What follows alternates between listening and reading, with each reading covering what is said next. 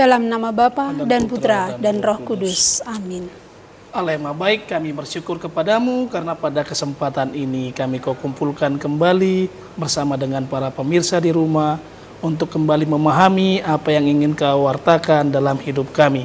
Maka berkatilah kami, berkatilah setiap mereka yang menonton dimanapun di rumah, agar mereka pun dapat memperoleh rahmat darimu.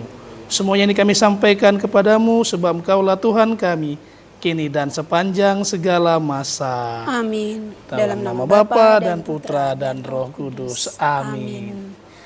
Pemirsa terkasih dalam Kristus, selamat siang dan selamat berjumpa kembali bersama saya Teresia Ari Sukarni SAG.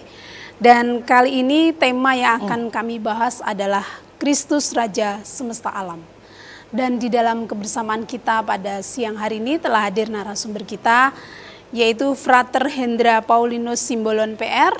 Beliau adalah calon imam yang sedang menjalani masa orientasi atau pendidikan calon imam di Gereja Santa Maria Ratu Rosari Selincah, Kota Jambi. Selamat siang, Frater. Selamat siang, Ibu. Apa kabar, Frater? Baik, luar biasa. Luar biasa, amin, puji Tuhan.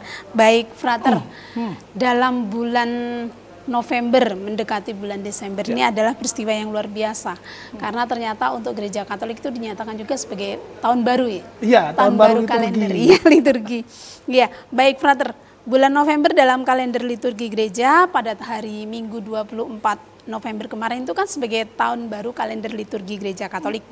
Nah, ada yang ditandai di sana adalah hari raya Tuhan kita Yesus Kristus sebagai Raja Semesta Alam. Benar. Sebagai pertanyaan, apa sebenarnya yang melatar belakangi sehingga adanya peringatan hari raya Tuhan kita Yesus Kristus Raja Semesta Alam?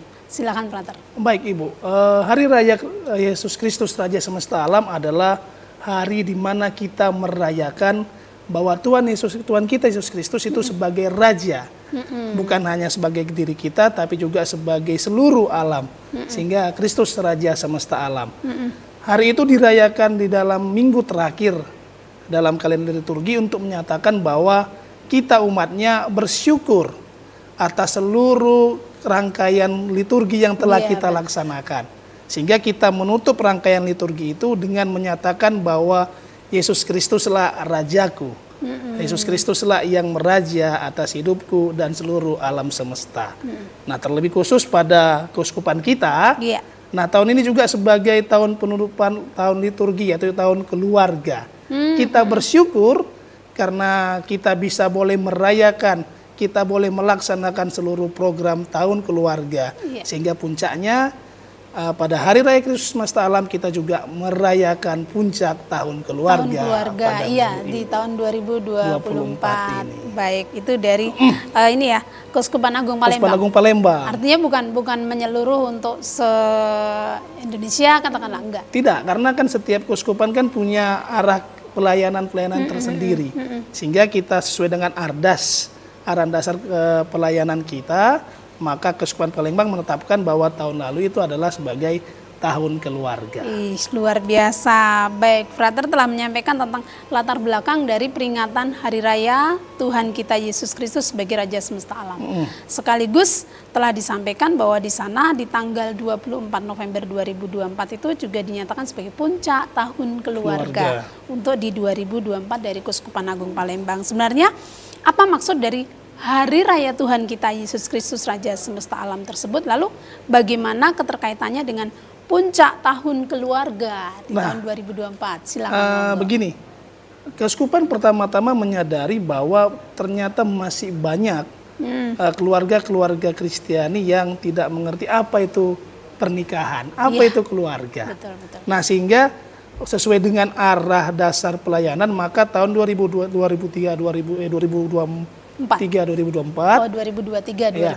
itu ditetapkan sebagai tahun Ecclesia Domestika, gereja sebagai gereja kecil atau gereja lokal. Sehingga pada seluruh tahun, seluruh pelayanan itu diarahkan kepada keluarga Katolik. Bagaimana menyadarkan keluarga Katolik itu sebagai tempat di mana Yesus ada. Kan karena Yesus juga berasal dari keluarga, keluarga Yesus, keluarga kudus dari Nazaret. Sehingga bagaimana Yesus itu sebagai model, model citra kita membangun keluarga. Nah, sehingga dalam 1 tahun itu dibikinlah arah pelayanan sesuai dengan kebutuhan.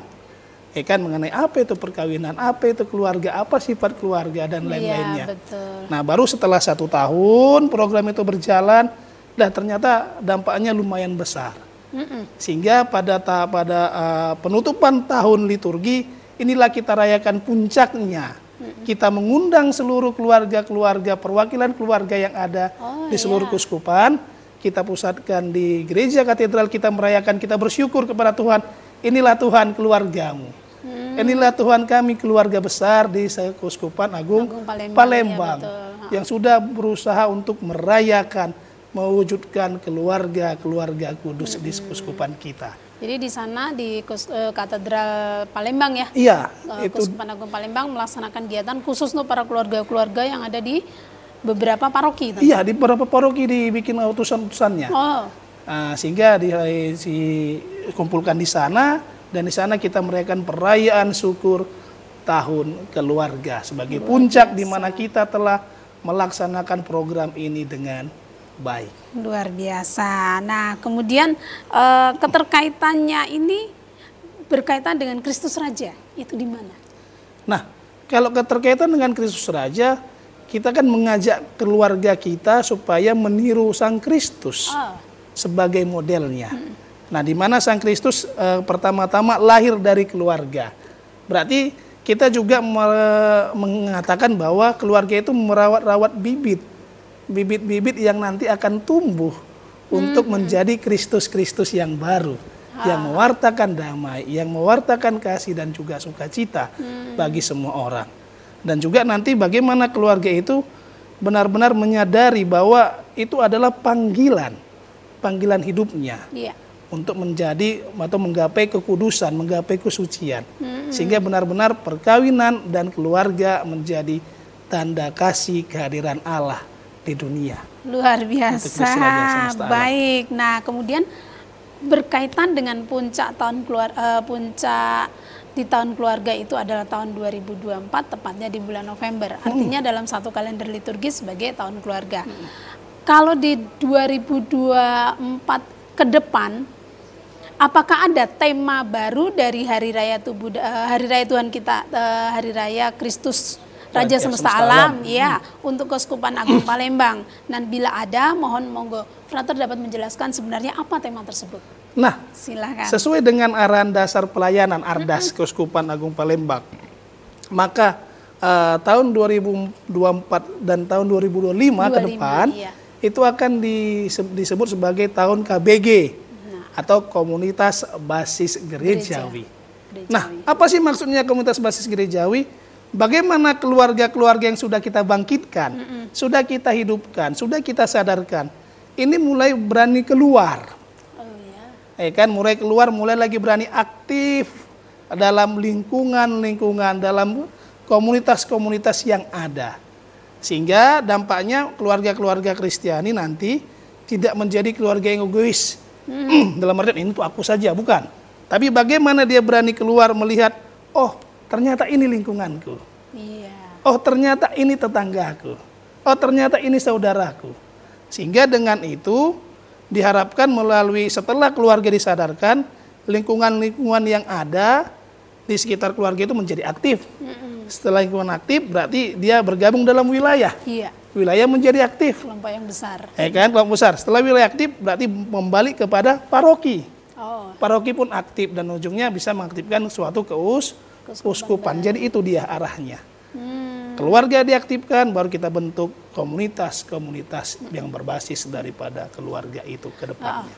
Berarti ada satu kegiatan yang harus dilakukan dalam pembentukan KBG, komunitas basis gerejawi.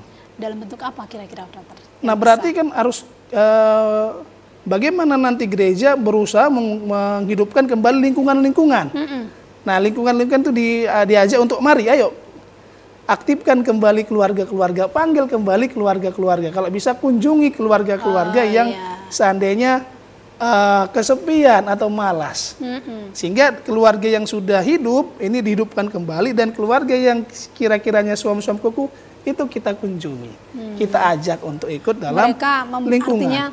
artinya bahwa mereka itu ternyata juga membutuhkan kunjungan dan perhatian. Iya, benar. Betul.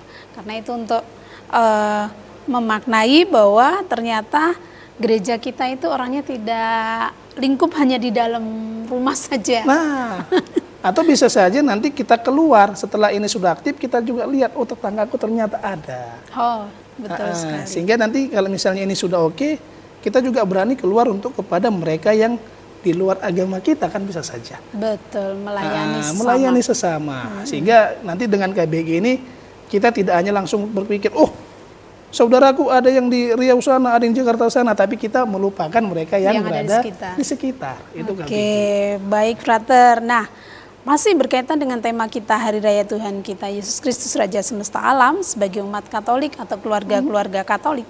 Sikap atau tindakan apa yang akan atau yang harus kita lakukan dalam kaitannya dengan tema tersebut. Namun sebelumnya Frater, mari kita bersama pemirsa terkasih dalam Kristus untuk menyaksikan pariwara berikut ini.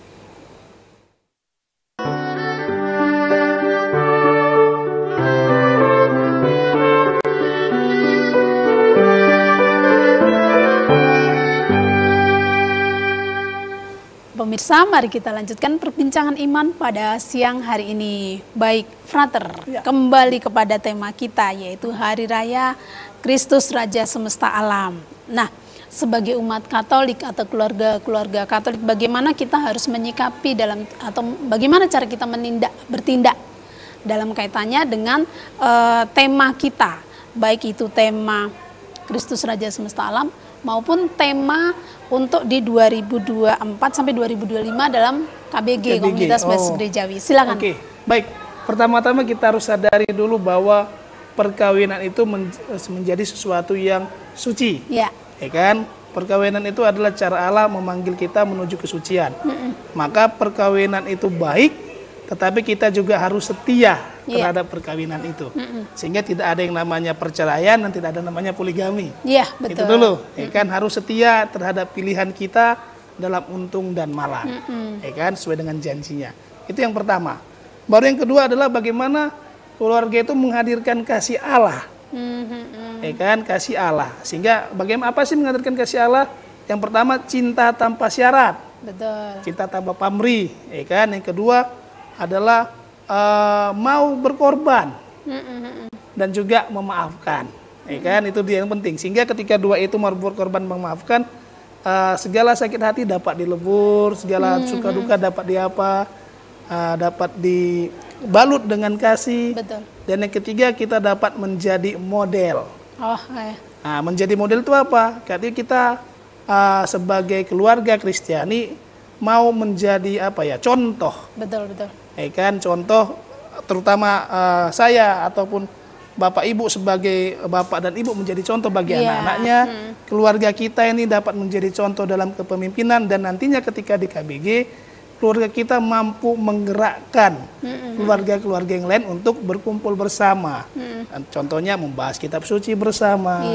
Contohnya latihan kur bersama dan lain-lain. Kita tidak perlu harus kumpulan yang besar, 10-20 orang, tapi kita berani merangkul mereka-mereka yang terdekat kita, membentuk, ayo kumpulan, mari kita kumpul bersama, mari kita bersukaria bersama, memuji Tuhan dan menjadi contoh bagi keluarga-keluarga yang lain. Mungkin itu. Nah ya, luar biasa. Nah, Frater, bangsa Indonesia tepat di tanggal 27 November 2024 itu kan akan melakukan pilkada. Nah, yaitu pemilihan kepala daerah secara serentak sebagai umat Katolik. Nah, ini khususnya sebagai umat Katolik. Bagaimana kita harus menyikapi bila dikaitkan dengan tema makna pada hari ini yang sedang kita bahas dalam kaitannya dengan peran kepemimpinan itu bagaimana, baik itu dalam keluarga, dalam gereja maupun dalam masyarakat. Silakan, Frater. Ini agak sensitif ini. Baik, pilkada, terkait dengan pilkada, berarti kita sebagai bangsa Katolik kan harus mau,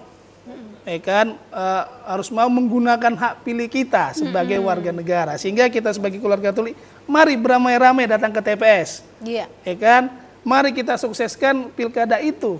Ini pesta kita juga sebagai warga negara. Sehingga Mari kita ke TPS, gunakan hak pilih. Bahkan kita juga berani mengajak yang lain. Ayo, kita beramai-ramai ke TPS. Itu yang pertama. Baru yang kedua adalah, mari kita juga memilih calon yang sesuai dengan Kristus. Maksudnya apa sesuai dengan Kristus? Pemimpin yang tidak hanya egois pada dirinya sendiri, tetapi juga berani merakyat. Berani melayani dengan kasih, Karakter berani berkorban, Yesus. karakter Yesus. Iya. Sehingga dengan ketika kita berani memilih pemimpin karakter Yesus, kita tidak silau dengan yang namanya serangan fajar, ya kan gitu.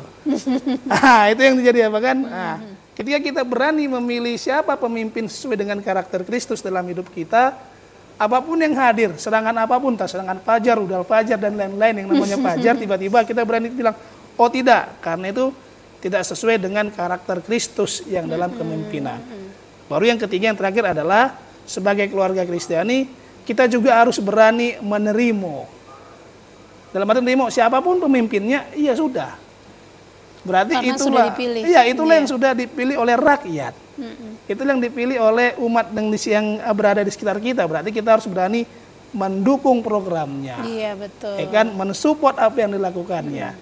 Dan kita juga berani, ayo, itu sudah jadi pemimpin kita ada lagi permusuhan, kita gerakkan, kita bangun bersama-sama daerah kita. Mungkin itu Bu untuk pilkada. 100% Katolik, Katolik, 100% Indonesia. Iya, itu dari Jadinya. Sugio Pranoto, Pranoto. betul sekali. Iya. Lalu karakter kepemimpinan yang harusnya dapat terwujud dalam keluarga, itu kan tentu ada bila dikaitkan dengan tema kita hari ini, Kristus Raja Semesta Alam dalam keluarga. Bagaimana? Kalau karakter pimpinan dalam keluarga, ya karakter pemimpin Kristus itu sendiri. Sama seperti bacaan minggu yang lalu kan. Bagaimana Yesus dihadapkan dengan Herodes, kan bertanya. Ini bagaimana Sang Yesus Kristus Raja Semesta Alam berhadapan dengan raja yang kecil. Ya kan? Tapi bagaimana dia berani merendah di hadapannya itu. Sehingga kita pun sebagai keluarga, oke, aku seorang bapak, aku seorang pemimpin, aku seorang apa, tapi aku berani merendahkan hati, berani melayani, ya kan, berani berkorban demi anak-anakku, sehingga aku berani merawat keluarga atau bapak keluarga, setiap keluarga berani merawat anak-anak aja dengan penuh kasih. Betul, betul. Tidak dengan pukulan, tidak dengan apa, tetapi juga tidak memanjakan, ya kan. Didiklah dengan baik anak-anak itu, jadilah pemimpin yang baik. Satu, yang kedua adalah kita sebagai umat Katolik juga harus berani mengatakan ini loh saya. Ya kan, saya diberikan Tuhan ke keluarga yang baik, berarti saya adalah raja kecil atas keluargaku. Memimpin. Betul, nah, tetapi raja yang berani rendah hati, bukan raja yang sombong. Yeah. Dan hartaku apa sebenarnya? Hartaku bukan harta dunia. Tetapi adalah keluargaku, inilah hartaku, inilah kekuasaanku. Nah, sehingga bagaimana aku berani bilang kepada umat, ini loh kerajaan kami yang baik. Mari kita bangun bersama-sama wilayah-wilayah yang baik. Baik. Itu dia kepemimpinan. Luar biasa. Kemudian, Frater, apa yang menjadi landasan kitab suci dari pembahasan tema kita hari ini tentang Hari Raya Tuhan kita Yesus Kristus Raja Semesta Alam? Silakan, monggo. Tidak lain adalah bacaan yang kita dengar pada hari Minggu kemarin. Oh. Ya kan, pertama dari Daniel 7 ayat 13 sampai 14 di mana dikatakan, aku melihat raja turun itu seperti anak manusia. Anak manusia. Berarti sifat kerendahan hati. Ya kan, bukan turun sebagai pahlawan yang datang gagah perkasa, enggak, tapi anak manusia. Baru Mazmur, di mana tiuplah bunyi sangkakala, dia datang sebagai raja yang lemah lembut. Dan yang terakhir itu Yohanes 18, bacaan Injil kita 33 sampai 37.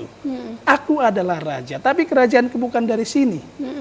Ya kan, seandainya kerajaanku dari sini, dia akan menangkap Pilatus. Iya, betul. Ya kan? Betul. Tetapi ketika dia raja, dia berani merendahkan diri supaya apa? Kebenaran itu meluap. Sehingga siapa yang percaya kepada Yesus adalah raja, berarti dia adalah sang sumber-sumber yang membawa kebenaran. Betul. Nah, ketika kita berani rendah hati, kita berani melayani, walaupun kita raja, berarti kita membawa kebenaran kepada yang lain. Itu sumbernya. Luar biasa. Artinya bahwa Kristus sang sumber kebenaran, pemimpin kita. Enggak mungkin yang namanya pemimpin itu, ada istilah kan dari kitab suci itu, pemimpin itu harus dilayani, tapi untuk Yesus pemimpin justru melayani. Benar. Aku datang untuk melayani, bukan untuk dilayani.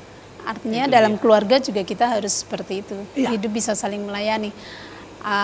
Sebagai seorang bapak, tentu juga sama ya, Frater ya? Sama, karena kebanyakan gini, apalagi seorang bapak kan tiba-tiba dia pulang dibilang, "Ibu, mana kopiku?" Kan itu. Betul. Dia pulang bisa saja langsung bilang, "Mana, aku sudah capek," dan segala macam. Nah, berarti diajarkan Kristus Raja Semesta Alam, ketika kita pulang capek, kita melihat istri kita, ternyata istri sedang capek, mari kita bantu. Saling kerjasama. Begitu juga seorang ibu, ketika suami datang langsung dibilang, "Pak, mana uang belanja?" Kan nggak enak juga. Kita kan harus lihat, loh, bapakku sedang baru capek, ya sudah kita layani. Apa perlunya, Pak? Apa-apanya. Jadi kan begitu juga dengan anak-anak. Begitu juga dengan anak-anak. Kita mengapa anak, sehingga ketika itu ada, berarti raja itu raja yang penuh dengan pelayanan, penuh dengan kasih. Itu yang sebenarnya yang diinginkan Kristus. Baik, sebelum masuk ke pesan-pesan iman, Frater, bagaimana Frater menanggapi kalau dalam sebuah keluarga itu ada istilah generasi Z, generasi manja. Tapi sebelum masuk ke sana, nanti sebagai pesan-pesan iman dan juga pemirsa terkasih dalam Kristus, mari kita saksikan pariwara berikut ini.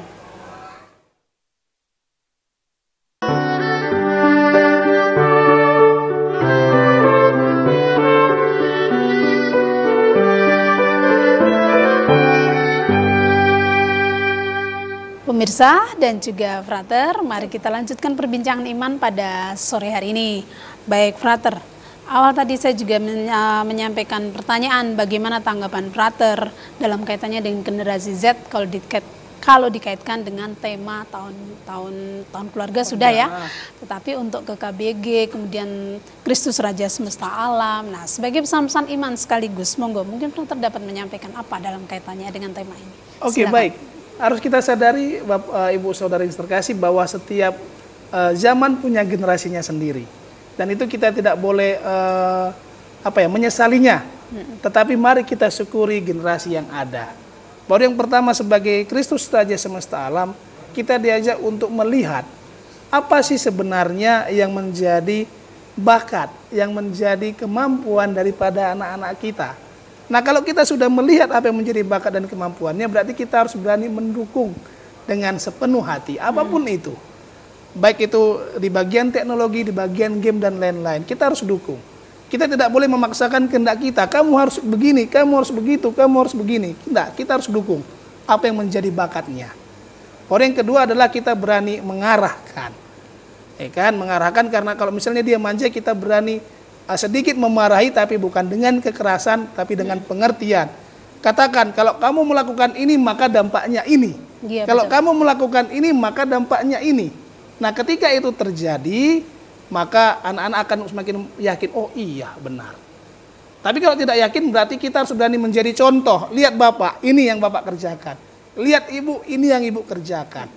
Nah, kelemahan kita zaman sekarang adalah kita membiarkan mereka lepas dengan teknologi, tapi tanpa kita ada awasi. Ujung-ujungnya apa? Kecanduan. Setelah kecanduan baru kita menyesal, aduh kenapa keluargaku seperti ini.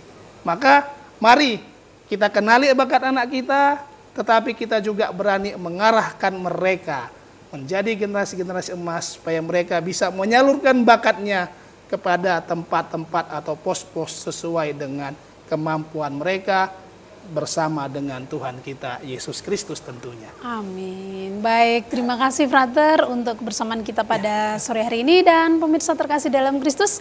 Demikianlah mimbar agama Katolik pada sore hari ini. Akhir kata, saya Teresia Aris Sukarni SAG mengucapkan terima kasih. Selamat sore, mohon izin undur diri, dan Tuhan memberkati kita semua. Memberkati. Amin. Terima kasih.